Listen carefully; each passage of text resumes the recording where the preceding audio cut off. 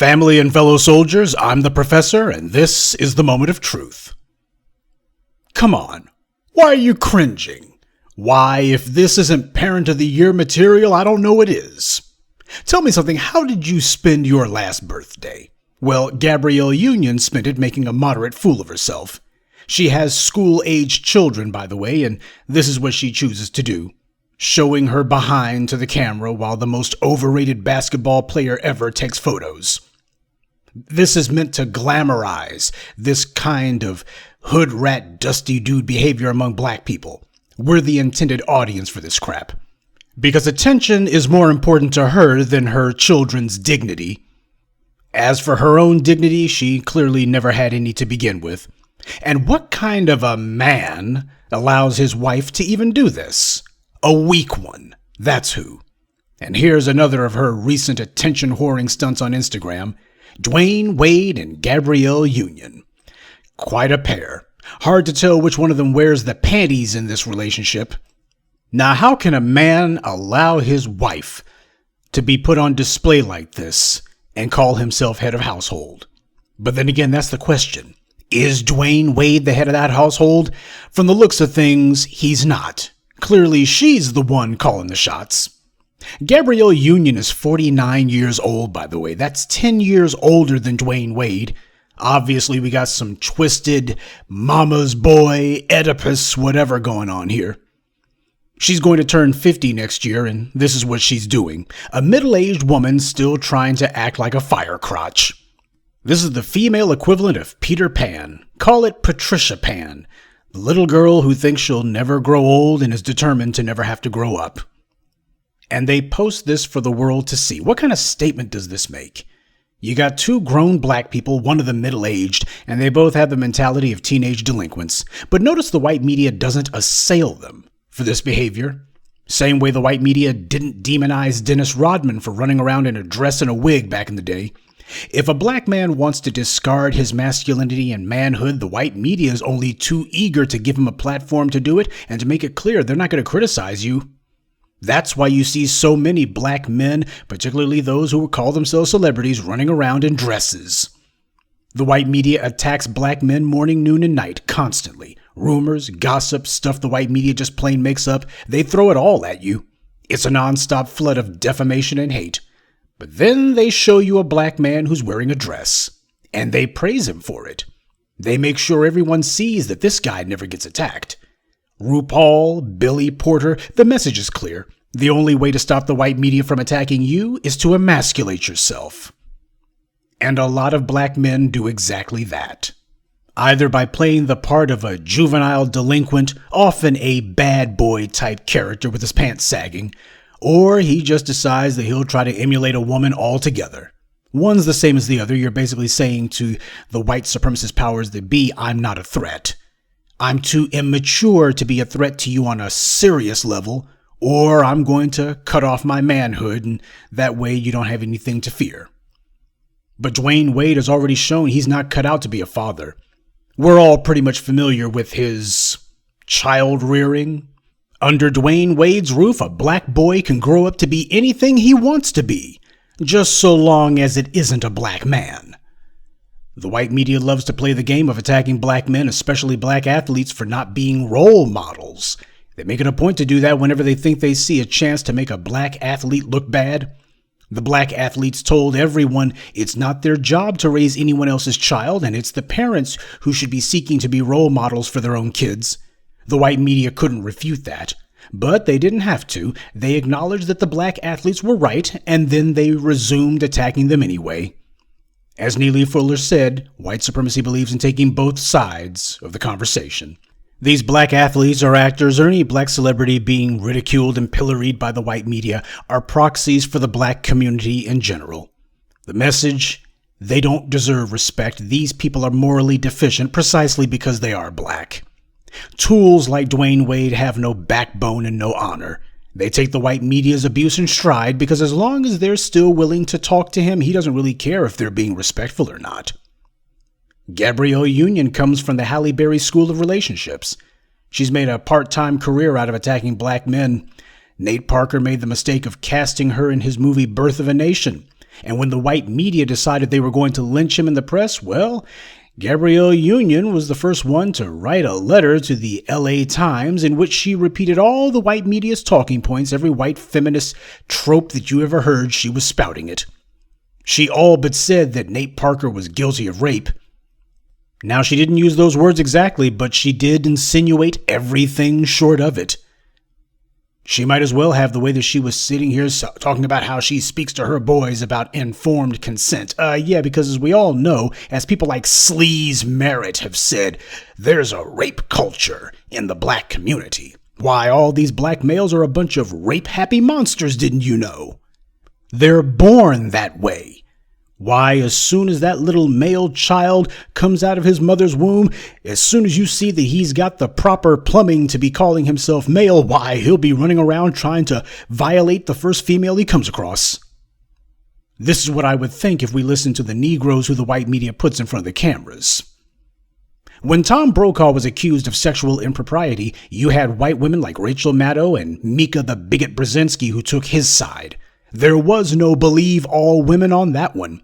And nowhere have you heard white women talking about how they have to sit down with their white sons and have conversations about informed consent. You don't see white women playing the part of going along with the white males are sexual predators inherently narrative. They say that everyone should do it. Yeah, the whole doggone country needs to do it. White people in particular, nah, we're not singling ourselves out for that, they say. Maddow and Brzezinski's full-throated defense of Tom Brokaw, without seeing any evidence, by the way, to prove that he hadn't done it, they just took his word for it. Their defense of him flew in the face of all of their reporting up until that point, but they didn't care. They weren't bashful about it in the least. Les Moonves has been accused by multiple women of sexual assault, and yet his wife, Julie Chen, went on TV and for the first time referred to herself boldly as Julie Chen Moonves, and she had a crap-eating grin on her face when she said it. Yes, you can tell when the white men who run the media are setting up a little demonstration.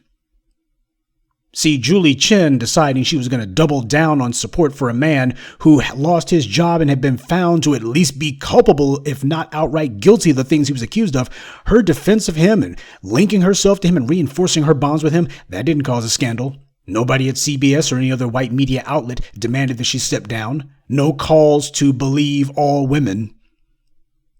When a white man is accused of something, the white media wants to make it clear that society should expect that women will say it's not true.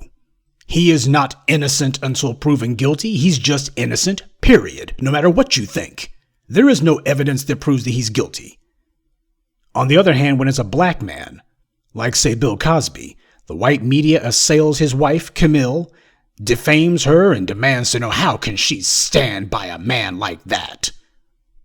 And by man like that, they mean a black man. These two are not just a static portrait of bootlicking, they're a static portrait of failed human beings. We've all seen the latest fiasco between Jada Pinkett and Will Smith. Jada decided to go on TV with her little red table show, whatever the hell it is, and she sat in front of no less than Gwyneth Niggas in Paris Paltrow and said that Will Smith couldn't satisfy her in the bedroom. Now, this is the second time that she's pulled a stunt like this, making him out to be cuck of the year. Will Smith has never so much as breathed an unflattering word about his wife. He's never said so much as a syllable or even given a look that was less than adoring of Jada Pinkett. He has been a nonstop cheerleader for her for 20 years. He gave her a lifestyle she could never have gotten on her own. If Will Smith had not decided to marry her, then she would have been just another 90s black actress who you couldn't remember the name of. She had a couple of bit parts in a few hood movies back in the day, and that's pretty much it. In other words, Jada Pinkett would have wound up just like Nia Long and Stacey Dash. If you try to use your bank account to lead a woman, she will lose all respect for you. She'll see a simp, and she'll be right. The males who try to make simping into some sort of virtue have to throw money at women because they can't command their respect. In the end, it always winds up the same way, but these fools never learn. There's no cure for stupid. They'll use the cops, the courts, and the media to separate the fool from their money, and the fool will deserve it. These too smart simps always end up the same way. No, money is not a substitute for leadership. To deny that is to deny reality. Donald Trump was outspent by all of his Republican political opponents in the 2015 primaries. Jeb Bush, Marco Rubio, Mitt Romney, they tried to bury Trump with campaign cash. It didn't work. By playing the part of the political strongman, voters gravitated to the orange man, and he blew his opponents out of the water. In the end, all his Republican opponents could do was put up a futile struggle that they knew was damned to failure from the very beginning. They all inevitably saw themselves being pulled toward the exact same sinkhole of destruction, and there was nothing they could do. They fought hard as they could, but they could watch as the voters simply ignored them. All of the money they threw at the problem failed. No matter how much cash they had, it was no use. Trump talked about his money, but he didn't offer his supporters a piece of his bank account. He offered them his hard-charging style of leadership, such as it was. Well, as Will Smith and Dwayne Wade have proven, a 9-figure simp is still a simp. You lead with your head. That's what you lead with. We need to understand that black celebrities are not people who we can count on. We should not be looking to count on them. Even if they seem to be saying the right thing at this or that particular moment, I'm thinking about Dave Chappelle right now. Even if they do seem to be saying the right thing or this or that subject, these are isolated incidents, should be treated as such. It doesn't change the fact that there's a reason why these people wanted into Hollywood in the first place. They wanted to be part of the in crowd, to be invited to all the right parties. To you and me, surrendering our blackness is the worst thing that we could possibly do. But to these black celebrities, to offend the very white media powers who they want to get work from, that's the worst thing they could possibly do. Black empowerment's a zero-sum game. Either you're all in or you're all out. And if you're out, then you stay out. You cannot have one foot in the white media and the other foot in black empowerment. It doesn't work that way. We must think and act for ourselves and stand on our own 2 feet. There are no shortcuts to black empowerment. That's what a lot of black folks think is going to happen if you get some black celebrity. Apparently the black celebrity is going to use what few pennies the white media gave him on the behalf of actual black grassroots, and that's just not the business. Black celebrities follow whatever the white media tells them is trending, and that changes by the day. We, on the other hand, follow what is in our interest, and that never changes. We cannot and must not trust any of these Negroes who the white media puts in front of us. That doesn't just go for the politicians and these civil rights retreads, it also goes for the actors, athletes, singers, and entertainers. What constitutes black manhood can only be defined at the grassroots. There is no top-down definition, definitely not one that's going to be handed to you by these black athletes.